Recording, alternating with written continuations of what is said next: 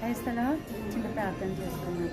మహాకరుణ గొప్ప దేవుడ, పరిశుద్ధ ఆత్మదేవుడ, ఈ విశ్రాంతి దినమైన మన తండ్రి మమ్మల్ని ఆయన మీ చెంతలు చేర్చుకొని ఆశీర్వదించి నుంచి రక్షించి కాపాడుతున్నాను. మీకే వందనాలు చెల్లిస్తూ ఎసే శక్తి కన్నా గొప్ప కార్యం నిర్వహించిన చిన్న ప్రార్థన మీ పాదాలు చెందిన సమర్పించుకుంటున్నాను తండ్రి. ఆమె వాక్య ధ్యానంలో చెందాం. కీర్తనలు 92:12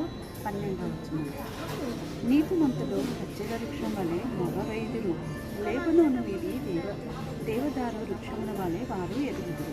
యెహోవా మందిరంలో నాటబడిన వారై వారు మన దేవుని ఆవరణలో వర్తిల్లుదురు. దేవుడికి స్తోత్రం.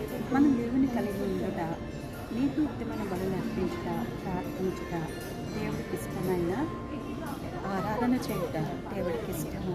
దేవుడికి స్తోత్రాలు. ఉత్సాహ సంతోష ఆర్భాటాలతో దేవుని ఘనపరచుట దేవుడికి ఇష్టమైన దినము.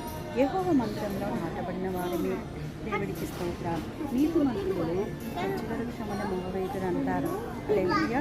ఖర్జూర వృక్ష ఫలము అనేది ఎవరు కూడా చెప్పలేనిది, అది స్థిరమైనది, ఫలవంతమైన జీవితాన్ని మనకు అనుగ్రహించిన దేవుడు.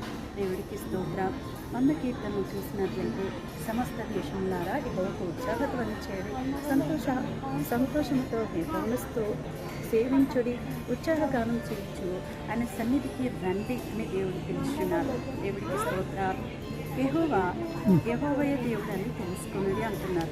తెలుసుకున్న మనము నమ్మి విశ్వసించి దేవుడి అందు గొప్ప మేలు పొందుకుందాం. క్రైస్తవ ఆమె